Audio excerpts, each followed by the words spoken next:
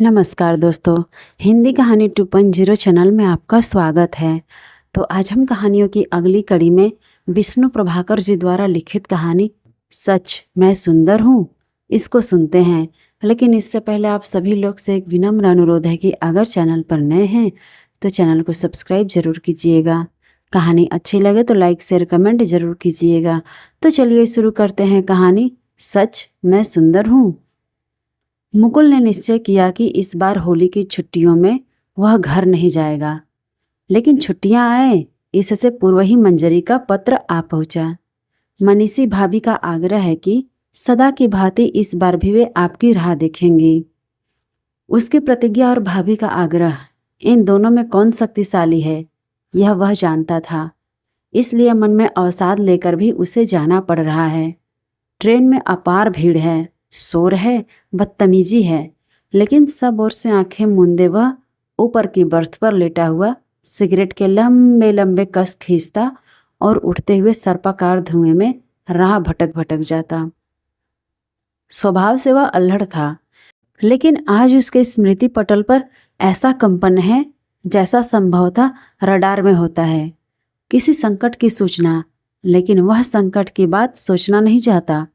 पर ज्यों-ज्यों वह उसे स्मृति पटल से मिटाने की चेष्टा करता है, त्यों-त्यों उसकी रेखाएं और स्पष्टता होती जाती हैं और उभरती हैं। विस्मृति की चेष्टा में ही स्मृति का जन्म होता है। रात उल्लास से भरा भरा वह घर पहुंचा था तो मंजरी ने मनी भाभी से मुस्कुराकर कहा था, जानती हो भाभी, मुकुल भैया क्यों आए हैं? मनी भाभी बोली, अपने घर में कोई क्यों आता है, यह जानने की भी क्या कोई जरूरत होती है? मंजरी हंस पड़ी, होती है भाभी, होती है। अब भाभी मुस्कुराई, तो तुमसे मिलने आए होंगे? मुझसे नहीं, तुमसे। तो फिर क्या बात है? भाभी से मिलने जाना क्या अनाधिकृत है? जी अनधिकृत तो नहीं, अद्भुत अवश्य है, विशेषकर इन दिनों। ओफ, भाभी खुलकर हंसी, तो यह बात है। मंजरी ने भैया की ओर देखा, कहा, कहती थी ना भाभी जानती है। मुकुल की उत्फुल्लता पूर्णता की ओर थी। बोला, जानती क्यों नहीं? सहसा धुएं में एक तीव्र कंपन हुआ। कल्पना का महल तिरोहित हो गया और मस्तिष्क में एक विचार जाग गया। न जाने किस शास्त्र ने भाभी के साथ होली खेलने का अधिकार दिया है।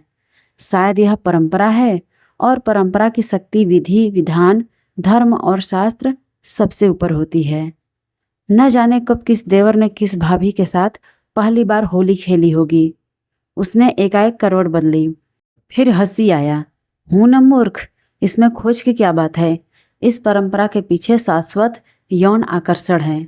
सिगरेट का धुआं फिर नए मेघों का निर्माण कर रहा था और उनके पटल पर मंजरी कुछ गंभीर होकर कह रही थी, मुकुल भैया, हमारी भाभी इन बातों को पसंद नहीं करती।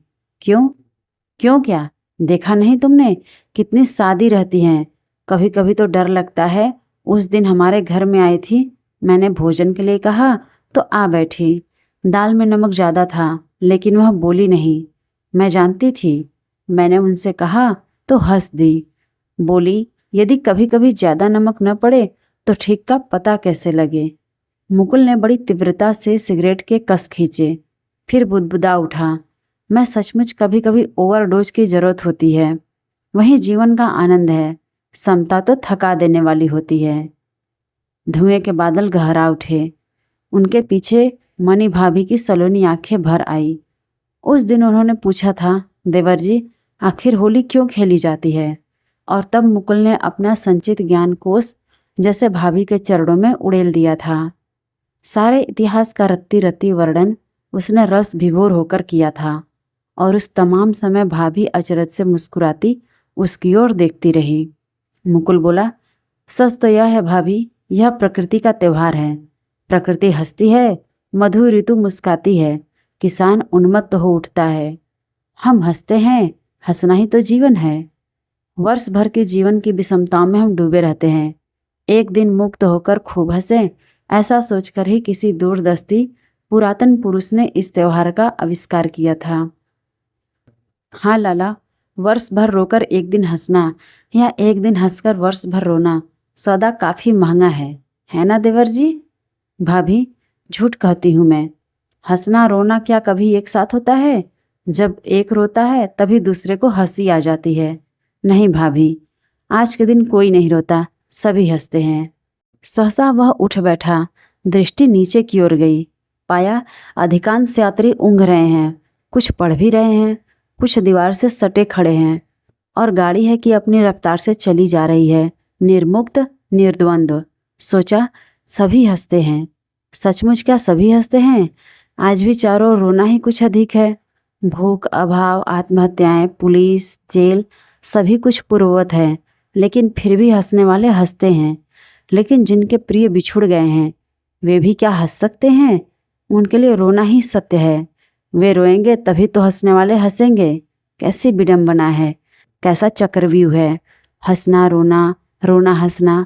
सहसा भाभी की एक और बात याद आ गई। देवर जी, हंसना और रोना क्या यही जीवन के मूल तत्व हैं? तो आत्मसमर्पण। भाभी, पल के उस सहस्रवें भाग में कहकर भाभी लजा आई और मुकुल हो उठा आत्मविभोर। प्रेम की सिहरन जैसी उसकी सिराओं में उमड़ आई। भाभी मुस्कुराई, बोली, किसी के होना चाहते हो? किसका? किसी के भी। अनायास ही जैसे अपने से ही कहता हो, मुकुल बोल उठा, तुम्हारा। भाभी तनिक भी चकित नहीं हुई, जैसे वह यही सुनना चाहती हो। सहज स्वाभाविक स्वर में बोली, मेरे भी हो सकते हो, लेकिन अब मुझ में आत्मसमर्पण कहाँ है? तुम नहीं चाहोगे? आत्मविस्मृत सा मुकुल एकाएक बोल उठा, तुमने मेरी बात नहीं मानी भाभी। कौन सी बात? तुमने होली खेलने से इनकार किया। भाभी की मुस्कान में जैसे इंद्रधनुष चमक उठा। होली खेलना चाहते हो तो खेलो। सच? हाँ सच। मुकुल तुरंत दौड़कर रंग ले आया, लाल, पीला, हरा, नीला। भाभी वहीं उसी तरह बैठी रही, मंद मंद मुस्काती, उसी की राह देखती। मुकुल ने पिचकारी भरी, बोला, हो जाओ तैयार। भाभी ने कहा, बैठी तो हूँ। मुकुल एकाएक ठिठक गया, नहीं नहीं, मंजरी ठीक कहती है, तुम होली खेलना नहीं पसंद करती हो, तुम होली खेलना ही नहीं चाहती। चुपचाप बैठकर भी होली खेली जाती है। भाभी ने उठने का जरा भी प्रयत्न नहीं किया। बोली, देवर जी, मैं न चाहूँ, तुम तो चाहते हो, तुम्हारी चाह का मैं सम्मान क्यों न करूँ? नहीं भाभी, जो तुम नहीं चाहती उसमें रस कहाँ से उड़ेलोगी? क्या कहते हो देवर जी? संसार में ऐसा ही तो होता है, सदा एक की चाह दूसरे पर लाद दी जाती है। मुकुल तीव्र गति से कांप आया, बोला, नहीं भाभी नहीं, मैं अपनी चाह तुम पर न लादूंगा। भाभी हर्ष और विषाद के झूले में जैसे झूलती हो। चेहरे पर एक रंग आया, एक गया। बोली, देवर जी तुम पागल हो, जितना चाहे रंग डालो, मैं बुरा नहीं मानूंगी। कहते कहते वह विद्युत की गति से उठी, एक बाल्टी उठाई और मुकुल को सराबोर कर दिया। और उसके बाद यही सब सोचते सोचते मुकुल कुछ पिघला, कुछ हर्षित हुआ, कुछ खिन्न भी हुआ, लेकिन स्मृति का राज रथ 30 गति से आगे बढ़ता चला गया। वह रंग खेल ही रहे थे कि मंजरी आ गई। बोली, अरे भैया, यह क्या हुआ? मैं तो समझती थी कि भाभी केवल ज्ञान की बातें बघाड़ती हैं, देखती हूँ कि देह तो रंगीली भी हैं, पुरुष को हरा सकती हैं। बाप रे बाप, नारी को क्या शोभा देता है? और वह खिलखिलाकर हंस पड़ी। भाभी भी हंसी, बोली, इसमें अशोभन क्या है मंजरी? पुरुष ने सदा नारी के संग होली खेली ही खेली है, और किसी योग्य तो वह उसे मानता नहीं। दोनों भाई बहन जैसे सिहर उठे कि उसी क्षण भैया वहाँ आ गए। गीले बालों पर आंचल सरकाकर भाभी चुपचाप किवाड़ों के पीछे हो गई। एक क्षण कोई कुछ नहीं बोला। फिर मंजरी जैसे बरबस हंसी, बोली, भैया आज भाभी ने मुकुल भैया की खूब परीक्षा ली। पहले तो उपदेश दिया, फिर यह दुर्गति कर दी। भैया हंस पड़े, बोले, मंजरी जीत मुकुल की ही हुई है। उसने अपनी भाभी को होली खेलने के लिए विवश कर दिया, मैं नहीं कर सका। मुकुल ने सहसा अपने ममेरे भैया की ओर देखा। वह अत्यंत कुरूप थे और हंसी उस पर कुरूपता को और भी उजागर कर देती थी। वह कुछ नहीं बोल सका, केवल संध्या को जब भाभी को प्रणाम करने आया तो कहा, परीक्षा समीप है, अब जा रहा हूँ। भाभी सकपकाई, अभी इतनी जल्दी? हाँ भाभी। भाभी ने एक दीर्घ निश्वास खींचकर केवल इतना ही कहा, अच्छा देवर जी, जीवन में सफल हो यही मैं चाहती हूँ। उसने सिगरेट का आखिरी कस खींचा और बचे हुए टुकड़े को आराम से डिब्बे में एक हुक में रख दिया। फिर गाल हथेली पर टिका, सामने निगाह जमा दी। सोचने लगा उस पत्र की बात जो अगले ही दिन भाभी ने लिखा था। क्षण कितना प्रबल है, यह मैंने उस दिन जाना। सोचती हूँ कि इसमें जो शक्ति है, जो उद्यम उद्वेग है, वह वर्षों की घुटन का परिणाम है। जिस बात की हम कभी कल्पना भी नहीं कर सकते, कह नहीं सकते, अनायास ही हो जाता है। कल का उन्माद भी क्षणजीवी नहीं था। न जाने कब से मेरे अंतर में रमता जा रहा था। मानूंगी कि मैं प्यासी हूँ। चेतन रहते कभी इस पर नहीं सोची। सोचना वर्जित जो था। तुम्हारे भैया जैसे हैं, मेरे पति हैं, देवता हैं। लेकिन देवर जी, नारी को क्या पति और देवता की ही आवश्यकता होती है? वे पूजा के पात्र हो सकते हैं, लेकिन प्यार के नहीं। और नारी चाहती है प्यार, रस, उन्माद, किसी का होने या किसी को अपना बनाने की साथ। यही साथ नारी को साध्वी भी बना देती है, अन्यथा यह चीर विधवा है। मुकुल फुसफुसा उठा। न जाने ऐसी कितनी चीर विधवाएं इस देश में भरी पड़ी हैं। क्या इन्हीं के अंतर से निकले अभिशापों से ही दास्ता की श्रृंखला का निर्माण नहीं हुआ? सोचते सोचते अंतर में भाभी के लिए अगाध सहानुभूति उभर आई। लेकिन वह फिर घर तक नहीं जा सका। छुट्टियों में मसूरी चला गया, लेकिन वहां पहुंचने पर भी भाभी क्या उसे मुक्ति दे सकी? वह अंतर्मुखी हो चला। चिंतन ने उसकी वाणी को अवरुद्ध कर दिया। मित्रों ने कहा, यह प्रेम का रूप है। प्रोफेसर बोले, यह सनक है। लेकिन भाभी ने स्वयं फिर उसे कोई पत्र नहीं लिखा। मंजरी के पत्रों में भी उनकी बहुत कम चर्चा रहती थी। उसके चारों ओर जैसे घुटन घिरती जा रही हो और उसे कोई राह दिखाने वाला नहीं दिखाई दे रहा हो। तभी सहसा देश एक भयंकर भूकंप से हिल आया। हिमालय के उस पार के पड़ोसी चिरकाल के मित्र ने उसकी पीठ में छुरा भोंक दिया। युगों से दबी हुई उसकी रक्त की प्यास मानो जाग उठी और चिर शाश्वत श्वेत हिम लज्जा से रक्तिम हो आया। इतना बड़ा मित्रघात निकट विगत में हिटलर की ही याद आती है। मुकुल ने सोचा, शायद यह भी होली है। रंग इसमें भी है और अमिट है। होली खेलना मानव का स्वभाव है। पुरुष नारी के संग होली खेलना चाहता है, धनी निर्धन के साथ। ज्ञानी मूर्ख का उपहास उड़ाता है, बलि निर्बल का रक्त पीता है। यह सहज है, शाश्वत है। तभी अचानक मंजरी का पत्र आ पहुंचा। लिखा था, तुमने सुना, भैया सेना में भर्ती होकर नेफा चले गए हैं। मुकुल को सहसा विश्वास नहीं आया। कॉलेज के दिनों में वह कभी एनसीसी में थे। शक्ति उनमें थी, पर उसको उन्होंने कभी पहचाना नहीं था। जीवन को कभी एक लकीर से अधिक नहीं समझा। जैसे अपने में सिमटे लीक पर चलते रहे हों। कोई उद्वेग नहीं, कोई उल्लास नहीं। भीतर जैसे घुटन हो, सीलन हो। वे भैया एकाएक मोर्च पर कैसे चले गए? वह तुरंत पत्र लिखने बैठ गया। चाहा भाभी को पत्र लिखे, पर लिख नहीं पाया। मंजरी को ही लिखा। भाभी से कहना कि आज वे गर्विता हैं। भैया देश के लिए मोर्चे पर गए हैं। जो देश की रक्षा के लिए प्राणों की चिंता नहीं करता, वही सचमुच जीता है। मैं उन्हें प्रणाम करता हूँ। पत्र पढ़कर भाभी मुस्कुराई, बोली, मुकुल को लिख देना कि मैं सचमुच गर्विता हूँ। बहुत प्रसन्न भी हूँ। केवल कभी कभी याद आती है, लेकिन उस याद का हर क्षण प्रेम को पवित्र करता रहता है। मुकुल जैसे सिहर उठा, जैसे आत्मविस्मृत, किसी भय से आक्रांत, किसी अनचिन्ह दर्द ने पीड़ित कर आंदोलित कर दिया। तभी नीचे से कहीं कुछ कोलाहल उठा।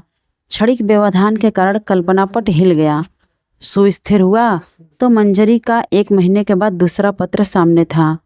भारत सरकार ने सूचित किया है कि भैया लापता हैं और भाभी के लिए जैसे इसका कोई अर्थ ही नहीं है। न रोती हैं न सुनती हैं। पत्थर की प्रतिमा जैसी यंत्रवत काम में लगी रहती हैं। उसे खूब याद है कि वह फुसफुसाई थी, भाभी रोई नहीं। क्यों नहीं रोई नहीं पता। जैसे तूफान गरज उठा। 49 पवन एक साथ घुमड़ घुमड़ आए। कई क्षण वह आलोड़ित रहा, फिर स्तब्ध हो गया। बहुत चाहा कि तुरंत भाभी को लिखे, परंतु 3 दिन के प्रयत्न के बाद 2 ही पंक्ति लिख सका। भैया अवश्य लौटेंगे। जगदीश्वर इतने निर्दयी नहीं होंगे। उत्तर में इतना ही पाया, मैं जानती हूँ। सोचा भाभी के पास चलूं, पर जब चला तो देखा पथ दक्षिण की ओर मुड़ गया है। निमित्त उसका था, पर निमित्त क्या स्वनिर्मित होता है, वह तो किसी भी क्षण निर्मित कर लिया जाता है। 2 माह तक इसी निरुद्देश्य निमित्त के सहारे घूमता रहा। यही एक दिन अचानक मंजरी का पत्र फिर मिला। सुनो भैया, एक खुशखबरी है। बड़े भैया का पता चल गया। नेफा में वे वीरतापूर्वक लड़े, खूब लड़े, पर इतने लड़े घायल हो गए थे कि साथी मृत समझकर छोड़ आए। दुश्मन ने तो मिट्टी का तेल डालकर आग भी लगा दी, लेकिन उसी आग ने जैसे उनके प्राण लौट आए। होश में आने पर सबसे पहले उन्होंने जलती हुई जैकेट उतारकर फेंकी और फिर धीरे धीरे रेंगते हुए रात के अंधकार में अपनी चौकी पर लौट आए। ओह, उस छोटी सी यात्रा की कहानी मैं लिख नहीं सकूंगी, रोमांच उठता है। अब वह सैनिक अस्पताल में है, हम सब वहाँ गए थे। भाभी वहीं पर हैं। भैया की अवस्था बहुत अच्छी नहीं है। शत्रु की गोली ने नाक का कुछ भाग काट दिया है। प्लास्टिक सर्जरी हुई है। सुनते हैं एक हाथ और एक पैर भी काट देने की बात है। वे लौट आए, यही क्या कम बात है। परंतु जानते हो, भाभी ने जब भैया के जीवित होने का समाचार सुना तो बहुत संज्ञाहीन हो गई थी। कई घंटे बाद आंख खोल सकी। नहीं जानती थी कि हर्ष भी इतना घातक होता है। बात बात में रो उठती हैं, लेकिन भैया के सामने बराबर हंसती रही। आंसुओं के धार के पीछे उनकी हंसी नहीं रुकती। सैनिकों के लिए और उनके परिवारों के लिए उन्होंने जितना कुछ किया है, उसका लेखा जोखा मेरे यश का नहीं है। अभी अभी लौटी हूँ, क्योंकि होली फिर आने वाली है। उनका आग्रह है कि सदा की भांति इस बार भी वह आपकी राह देखेंगी। न जाने कितनी बार मुकुल ने उस पत्र को पढ़ा, स्तब्ध हुआ, रोया। एक बार तो चीख उठा, मैं नहीं आऊँगा, नहीं आऊँगा। लेकिन जाना न जाना उसके क्या वश में था। उसने तेजी से फिर करवट बदली, पर तभी पाया कि गाड़ी की गति धीमी पड़ रही है। पटरी बदलने के कारण सड़ाक्षू की आवाज़ में खरखराहट भर आई। केबिन के पास से गुजर गया। नीचे के यात्री बोल उठे, स्टेशन आ गया। मुकुल को यही उतरना था। सामान उसके पास बहुत ही सीमित था। बाहर जाने पर पाया कि मंजरी पागलों की तरह उसी को ढूंढ रही है। देखते ही बावली से चीख उठी, भैया। मुकुल ने प्यार से उसे थपथपाकर पूछा, तू अच्छी है? हाँ। भाभी कैसी हैं? प्रसन्न है, खूब प्रसन्न है। इस बार होली खेलने की उन्होंने बहुत तैयारी की है। नाना प्रकार के रंग, केसर का लेप, स्वादिष्ट मिठाइयाँ। मुकुल बोल उठा, क्या कह रही है तू? मंजरी ठीक कह रही थी। जब वह भाभी के पास पहुंचा तो सहसा पहचान न पाया। शरीर पर धवल उज्ज्वल साड़ी, मुख पर रहस्यमयी मुस्कान, आंखों में तरल चंबलता। मुकुल को देखा तो मानो कमल खिल आया। बोली, जानती थी इस बार अवश्य आओगे। मुकुल ने मुस्कुराना चाहा, पर मुस्कुरा नहीं सका। गंभीर स्वर में बोला, भैया ने तो। भाभी तुरंत बोली, वही किया जो प्रत्येक पुरुष को करना चाहिए। और कहते कहते वो फुर्ती से मुड़ी, रंग की एक बाल्टी उठाई, मुकुल के ऊपर उलट दी। वह संभले संभले तब तक दूसरी, तीसरी और चौथी बाल्टी खाली हो चुकी थी। उसने संभलने का प्रयत्न किया, लेकिन भाभी उसका हर प्रयत्न विफल कर देती थी। उसने पाया कि जैसे उसका विषाद दूर हो गया है। हृदय में एक रहस्यमय हिलोर उठकर उन्माद पैदा करने लगी है। देखता है कि बाल्टी उसके हाथ में भी आ गई है। अब तो भाभी आगे है और वह पीछे। गन, दालान, बैठक, रसोई सभी से होते हुए दोनों अंदर के कमरे में जा पहुँचे। आगे दीवार थी, उसी से सटकर भाभी खड़ी हो गई। बोली, अच्छा लो, डाल लो। दूसरे ही क्षण सर से पैर तक रंग में सराबोर हो आई। साड़ी बदन से चिपक गई। कंदूक सी मांसल देह चमक आई। यह हंस रही थी, इसलिए सिराओं में थिरकन थी। रंगों ने उन्हें और भी मोहक बना दिया था। अस्त व्यस्त वस्त्रों के कारण आकर्षण और भी गहरा हो उठा था। मुकुल सस्मित पुकार उठा, भाभी। बस लाला जी, और रंग नहीं डालोगे? भाभी विद्युत की गति से आगे बढ़कर उनके दोनों कंधों पर अपने हाथ रख दिए। फुसफुसाया, भाभी। भाभी तनिक भी नहीं झिझकी, मुक्त मन बोली, कहो देवर जी। तुम इतनी सुंदर हो। सच? मेरी आंखों में झांको। ओह, तुम कवि हो। भाभी मुस्कुराई। सहज सरल भाव से उसके दोनों हाथ हटा दिए। बोली, सच कहते हो, मैं सुंदर हूँ। मैं तो समझी थी कि मैंने अपने आप को उनकी याद में मिटा दिया है, लेकिन देवर जी, तुमने मेरा भ्रम दूर कर दिया। धन्यवाद। कहते कहते भाभी का वक्ष उभरा, नेत्र दीप्त हुए। हर्ष ने जैसे नववधू को जकड़ लिया हो और मुकुल थरथर कंपित अपलक पृथ्वी पर दृष्टि गड़ाए वहीं का वहीं स्थिर हो गया कि पृथ्वी फटे और वह उसमें समा जाए। लेकिन यह क्या, यह कैसा स्वर?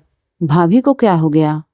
भाभी सिसक रही थी, सिसके जा रही थी और मुकुल स्तब्ध है, समूचा विश्व स्तब्ध है। तो आज की ये विष्णु प्रभाकर जी द्वारा लिखित कहानी सच मैं सुंदर हूँ आपको कैसी लगी कमेंट करके ज़रूर बताइएगा। और अगर चैनल पर नए हैं तो चैनल को सब्सक्राइब ज़रूर कीजिएगा और अपने दोस्तों को भी शेयर कीजिएगा।